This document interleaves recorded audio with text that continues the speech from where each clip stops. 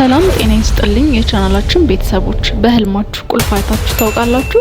ወይም ደግሞ በቁልፍ ስትቆልፉ አሊያም የተቆለፈ በር ስትከፍቱ? ቁልፍ በህልማችን ውስጥ ከሚመጡ እጅግ በጣም ጠንካራና ሚስጥራዊ ምልክቶች አንዱ ነው። ቁልፍ ዝም ብሎ ተራ ቁስ አይደለም።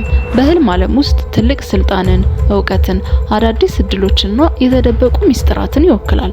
ዛሬ በዚህ ቪዲዮ በህልም ቁልፍ ማየት ያለውን ዘርፈ ብዙ ትርጉሞች በዝርዝር እንመለከታለን። ከፈጣሪ የተሰጠ ምልክት ነው ወይስ የንቃተ ህሊናችን መልእክት? እስከ ቪዲዮ መጨረሻ አብራችሁን ቆዩ።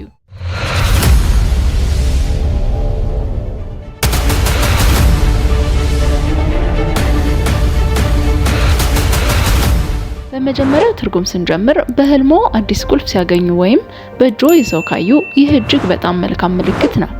በህይወቱ ውስጥ ለረጅም ጊዜ ሲፈልጉት የነበረው መፍትሄ በእጆ እንደሚገባ ያሳያል።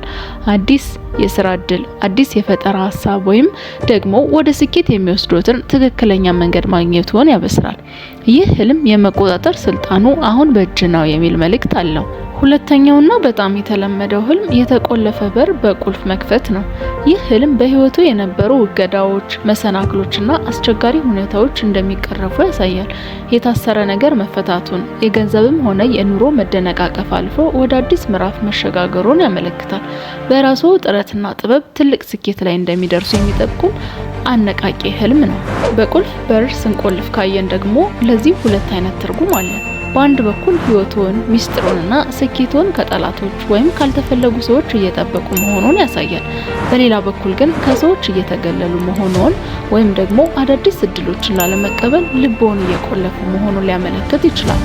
ራስዎን በጥንቃቄ እንዲመረምሩ የሚያስገነዝብ ህልም ነው። አሁን ደግሞ ወደ ጥንቃቄው እንምጣ። በህልሞ ቁልፍ ሲጠፋቦት ወይም የተሰበረ ቁልፍ ካዩ ይህ በአሁኑ ሰዓት በህይወት ውስጥ ግራ መጋባት ወይም የመቆጣጠር አቅም ማጣት እንዳለ የሚያሳይ ነው። ምናልባት ያመለጣችሁ እድል ሊኖር ይችላል፣ ወይም ደግሞ ወደ ፈለጋችሁት ግብ ለመድረስ የተሳሳተ መንገድ እየተጠቀማችሁ ሊሆን ይችላል። ይህ ህልም ሲታይ የተረጋጋ ጊዜ ወስዶ እቅዶችን እንደገና ማጤን መልካም ነው። በህልሞ ብዙ ቁልፎችን በአንድ ላይ ካዩ ደግሞ ይህ የሚያሳየው በፊታችሁ ብዙ አማራጮች እንዳሉ ነው። በስራችሁ፣ በሙያችሁ ወይም በግል ህይወታችሁ ምርጫዎች እንደሚበዙላችሁና ትክክለኛውን ምርጫ ለማድረግ ጥበብ እንደሚሻችሁ ያሳያል። እንዲሁም በትልቅ ድርጅት ወይም ማህበረሰብ ውስጥ የኃላፊነትን ቦታን የመረከብ ምልክት ሊሆን ይችላል። በአጠቃላይ በህልም ቁልፍ ማየት በአብዛኛው ከለውጥ፣ ከስልጣንና ከመፍትሄ ጋር የተያያዘ መልካም መልእክት አለው። ህልማችን የህይወታችን መስታወት ነው። እናንተስ በህልማችሁ ምን አይነት ቁልፍ አያችሁ? የከፈታችሁት በር ምን ይመስል ነበር? ያያችሁትን ህልም ኮሜንት ላይ አጋሩ።